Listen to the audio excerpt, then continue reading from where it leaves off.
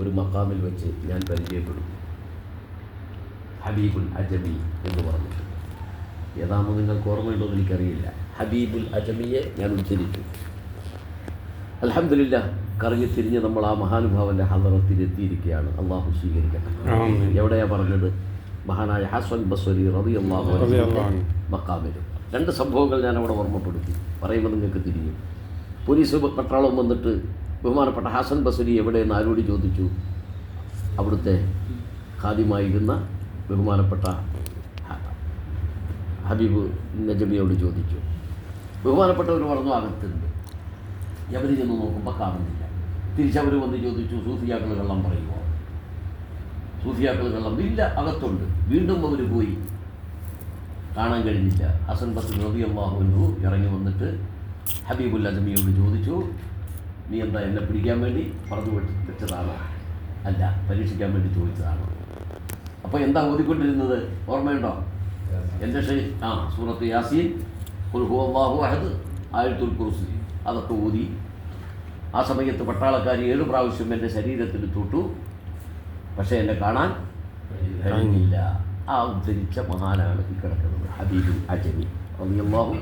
ഒരുപാട് കറാമത്തുകൾ അദ്ദേഹത്തിൻ്റെതായി വന്നിട്ടുണ്ട്. അവിടെയൊക്കെ കണ്ടോ? ഒരു ഉമ്മക്ക് ഒരു മകൻ മാത്രമേ ഉള്ളൂ, കാണാതെ പോയി. ഒരുപാട് തിരക്കി.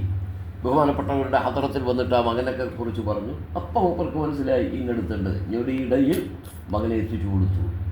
അങ്ങനത്തെ ഒരുപാട് കറാമത്തുകൾ കാണിക്കുന്ന ആളുകളാണ്. ഒറ്റ സംഭവം നമ്മുടെ അനുഭവങ്ങളിൽ, നമ്മുടെ നാട്ടിൽ മുറ്റത്തെ മുല്ലക്ക് മണമില്ല എന്ന് പലരും പറഞ്ഞെങ്കിലും അനുഭവിച്ചറിഞ്ഞവർ വളരെയേറെ ആദരിക്കുകയും ബഹുമാനിക്കുകയും ചെയ്യുന്ന ആളാണ് CM വലിയുള്ളാഹി മടവൂരി ഖദ്ദസല്ലാഹു സിർറഹുൽ അസീസ്. 1987 സമസ്ത കേരള ജമിയത്തുൽ ഉലമയുടെ 60ാം വാർഷിക സമ്മേളനം നടക്കുന്നത് കോഴിക്കോട് കടപ്പുറത്താണ്. ഞാനന്ന് ദർസിൽ പഠിക്കുന്ന കാലമാണ്. ഞങ്ങൾ വിദ്യാർത്ഥികളൊന്ന് കാണാൻ പോയി, സമ്മേളനത്തിൽ ഒന്ന് പങ്കെടുക്കാൻ പോയി. കോഴിക്കോട് ചെല്ലുമ്പോൾ എൻ്റെ കൂട്ടുകാർ പറഞ്ഞു, എടാ ഇവിടെ മൂപ്പൻ്റെ വീടെന്ന് പറഞ്ഞൊരു വീടുണ്ട്, ആ വീട്ടിൽ ഒരു മടവൂര് ഷെയ്ഖ് എന്ന് പറഞ്ഞിട്ട് ഒരു മഹാനുണ്ട്, നമുക്കൊന്ന് പോയി കണ്ടാലോ? അപ്പോൾ എൻ്റെ തെക്കൻ ശൈലിയിൽ ഞാൻ പറഞ്ഞു, എങ്കിൽ ഒന്ന് കണ്ടു കളയാം, എങ്കിൽ ഒന്ന് കണ്ടു കളയാം. ഞങ്ങളങ്ങനെ മൂപ്പൻ്റെ വീട് അന്വേഷിച്ച് പോയി. അപ്പോൾ തട്ടിൻ്റെ മുകളിലാണ് താമസിക്കുന്നത്. കോണി കയറി ക്യൂ നിന്നു, വല്ലാത്ത ക്യൂ കയറി നിന്ന് കയറി മുകളിൽ കയറി അസ്സലാമു അലൈക്കും. എന്നാൽ ഒന്ന് കണ്ടു കളയാം അല്ലേ?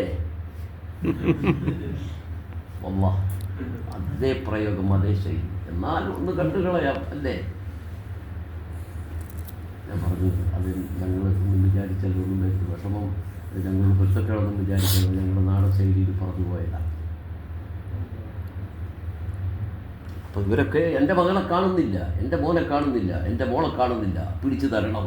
അറിയും, അവന് അറിയും.